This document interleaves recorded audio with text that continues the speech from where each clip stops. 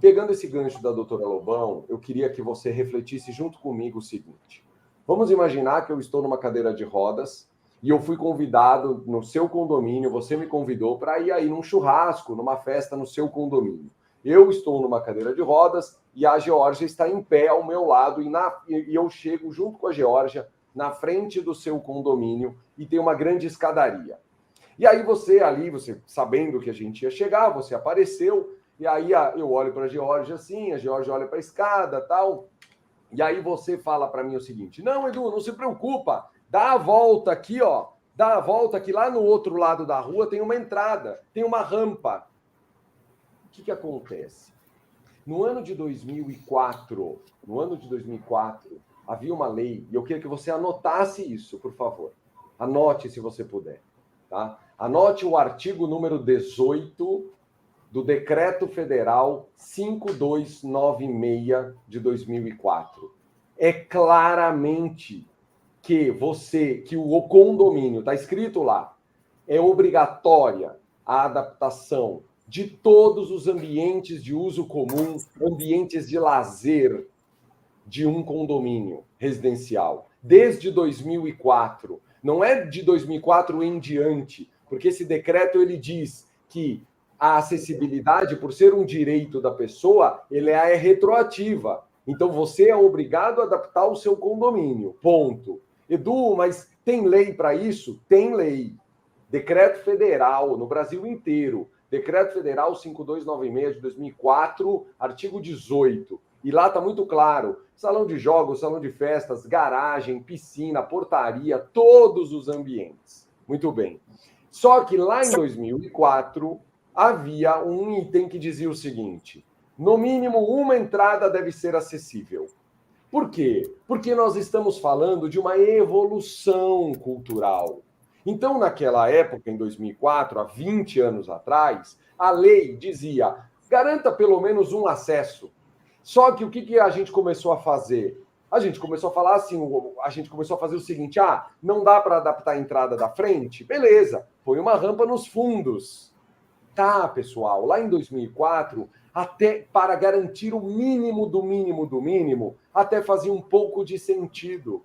Mas hoje, em 2024, a lei mudou e diz agora, anotem por gentileza, anote. O primeiro colega que estava aqui falou da NBR 9050, né? Edson, se não me engano, que o Luciano. O Luciano falou NBR 9050. Então, Luciano, depois dê uma lida. Item 6.2.2 da NBR 9050. Está escrito assim, ó: na adaptação de edificações e equipamentos urbanos existentes, todas as entradas devem ser acessíveis. Por que isso mudou? Por quê? Porque é exatamente essa realidade que eu estou contando a vocês. Se eu, numa cadeira de rodas, chegar no seu condomínio, for convidado para uma festa no seu condomínio, eu tenho o direito de entrar pela mesma entrada que a Geórgia. Qual é essa entrada? A entrada da frente, a entrada principal. E tem um detalhe: todas as entradas. Edu, eu não acredito. A entrada de funcionário? Sim, porque são pessoas. É disso que nós estamos falando. De você, administrador, de você, síndico, cuidar das pessoas. Nós não estamos falando de rampa, nós não estamos falando de banheiro acessível, nós estamos falando de você cuidar das pessoas que moram no seu condomínio. E qual é o primeiro passo para eu cuidar destas pessoas? Permitir que elas entrem pela entrada principal.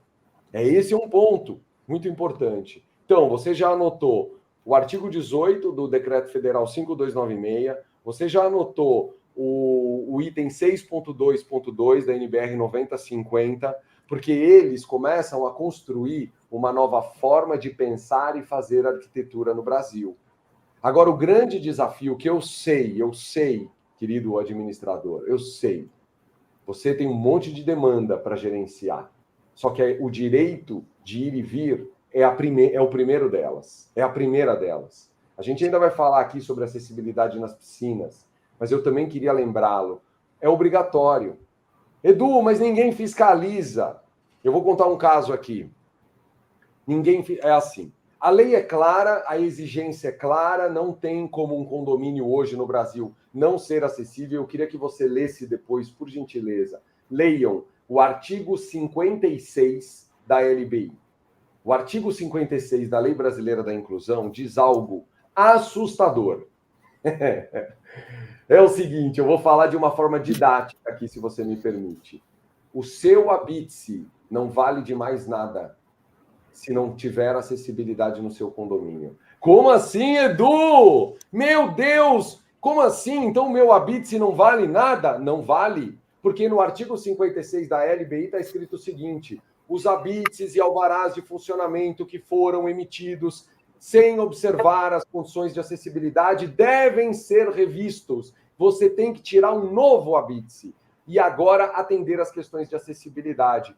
Então, meu querido, a demanda da acessibilidade não está, e eu respeito, eu entendo, e eu, com muito carinho, eu digo, mas esta demanda não está junto da tua lista de demandas.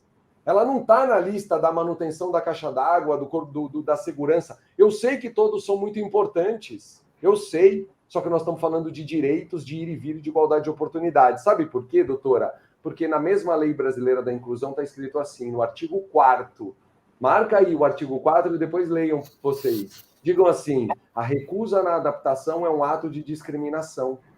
Se você se recusar a fazer o acesso à piscina, se você se recusar a adaptar a entrada principal, você está agindo com um ato de discriminação, porque nós estamos falando de pessoas. Edu, é isso que acontece hoje no Brasil? Vivemos uma nova forma de pensar a arquitetura no Brasil, vivemos uma forma de garantir direitos e igualdades através da eliminação das barreiras físicas.